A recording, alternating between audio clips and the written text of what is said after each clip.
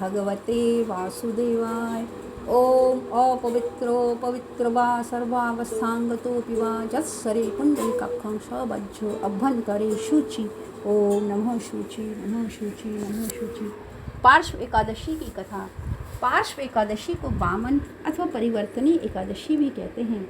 ब्रह्मर्ष पुराण में भगवान श्री कृष्ण और महाराज युधिष्ठिर के संवाद में इसकी महिमा का वर्णन है।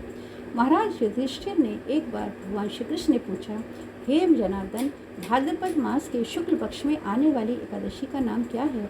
इस व्रत को करने की विधि और करने से प्राप्त होने वाले फल को कृपया विस्तार से वर्णन करें। भगवान श्री कृष्ण ने कहा, हे राजन, इस एकादशी को पार्श्व कहते हैं। इस व्रत के पालन से व्यक्ति सभी पापों से मुक्त होकर स्वर्ग को प्राप्त होता है। इस एकादशी के केवल महात्मा श्रवण करने से ही व्यक्ति सभी पापों से मुक्त हो जाता है। वाजपेयी यज्ञ करने से भी अधिक फल इस व्रत के पालन से होता है। इस एकादशी को जयंती एकादशी भी कहते हैं।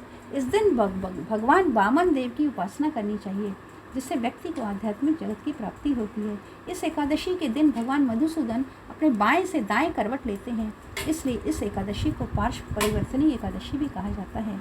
युधिष्ठिर महाराज ने पूछा, हे जनार्दन, मेरे कुछ प्रश्नों का समाधान करें। हे देवेश्वर, आप कैसे सोते हैं? किस प्रकार से करवट बदलते हैं? चातुर्मास का पालन किस प्रकार से करना चाहिए? आपकी निद्रा के समय दूसरे लोग क्या करते हैं? आप बलि महाराज को बंधन में क्यों रखते हैं? हे स्वामी, मेरी ये सारी शंकाएं आप कृपया दूर कीजिए।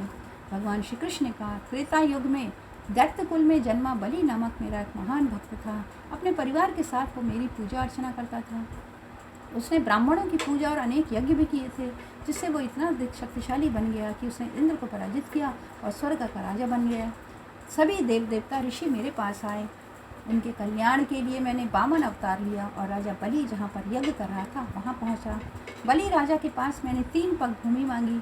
इससे भी अधिक मांगने की विनती बलि राजा ने मुझसे की, किंतु मैंने दृढ़ निश्चय से केवल 3 पग भूमि ही मांगी। दूसरा कोई भी विचार न करके उसने दान में 3 पग भूमि मुझे दे दी। तत्काल मैंने महाकाल धारण किया और एक पग में पाताल, दूसरे पग में आकाश के साथ सातों लोगों को और तीसरे पग रखने के साथ सातों लोगों को दिया और तीसरा पग रखने के लिए जगह मांगी। तीसरे पग के रूप में नम्रता पूर्वक बलि ने अपना मस्तक आगे कर दिया। उसकी नम्रता से प्रसन्न होकर नित्य उसके साथ रहने का मैंने आशीर्वाद दिया। उसी एकादशी के दिन वामन देव के विग्रह की स्थापना महाराज बलि के निवास पर हुई। मेरा दूसरा विग्रह क्षीर सागर में अनंत शेष पर स्थापन करते हैं। शयन एकादशी से उत्थान एकादशी तक मैं निद्रावस्था में रहता हूँ।